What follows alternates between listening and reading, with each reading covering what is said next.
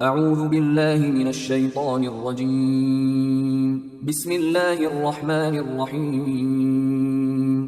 سورہ صف آیات نمبر 10 تا 14 میں اہل ایمان کو اپنے جان و مال سے جہاد میں حصہ لینے اور ثابت قدم رہنے پر جنت کے حصول کی بشارت کہ جو اصل کامیابی ہے۔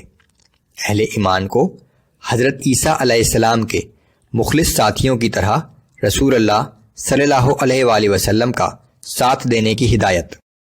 اعوذ باللہ من الشیطان الرجیم یا ایہا الذین آمنوا هل ادلکم علی تجارت تنجیکم من عذاب علیم۔ اے ایمان والو، کیا میں تمہیں ایک ایسی تجارت بتاؤں کہ جو تمہیں آخرت کے دردناک عذاب سے بچا لے؟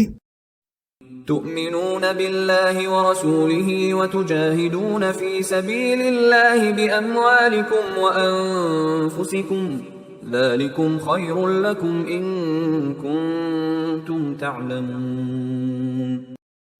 وہ تجارت یہ ہے کہ اللہ اور اس کے رسول پر ایمان لے آؤ اور اللہ کی راہ میں اپنے مال اور اپنی جانوں سے جہاد کرو، یہی تمہارے حق میں بہتر ہے اگر تم سمجھ رکھتے ہو۔ یغفر لکم ذنوبکم ویدخلکم جنات تجری من تحتها الانہار ومساکن طیبۃ فی جنات عدن۔ اگر تم نے ایسا کیا تو اللہ تمہارے گناہوں کو معاف کر دے گا اور تمہیں جنت کے ایسے باغات میں داخل کرے گا جن کے نیچے نہریں بہتی ہوں گی، اور تمہیں نہایت عمدہ مکانات میں ٹھہرائے گا جو ان دائمی باغات میں واقع ہوں گے۔ ذالک الفوز العظیم۔ یقیناً یہ بہت بڑی کامیابی ہے۔ وَأُخْرَى تُحِبُّونَهَا نَصْرٌ مِّنَ اللَّهِ وَفَتْحٌ قَرِيبٌ وَبَشِّرِ الْمُؤْمِنِينَ۔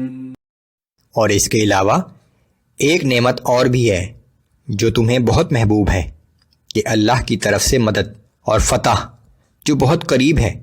اے پیغمبر صلی اللہ علیہ وآلہ وسلم، آپ مومنوں کو بشارت دے دیجئے۔ یا ایہا الذین آمنوا كونوا انصار اللہ کما قال عیسی ابن مریم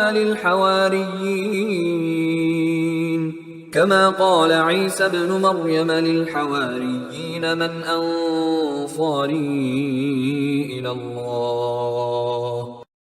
اے ایمان والو، تم اللہ کے اسی طرح مددگار بن جاؤ جس طرح کہ عیسیٰ ابن مریم نے اپنے حواریوں سے کہا تھا کہ اللہ کے کام میں کون میرا مددگار ہوتا ہے۔ قال الحواریون نحن انصار اللہ فآمنت طائفة من بنی اسرائیل وکفرت طائفة۔ حواریوں نے جواب دیا کہ ہم ہیں اللہ کے مددگار۔ پھر بنی اسرائیل کا ایک گروہ ایمان لے آیا اور دوسرے گروہ نے انکار کر دیا۔ فَأَيَّدْنَا الَّذِينَ آمَنُوا عَلَىٰ عَدُوِّهِمْ فَأَصْبَحُوا ظَاهِرِينَ۔ پھر جو لوگ ایمان لائے تھے ہم نے دشمنوں کے مقابلے میں ان کی مدد کی، سو وہ غالب ہو گئے۔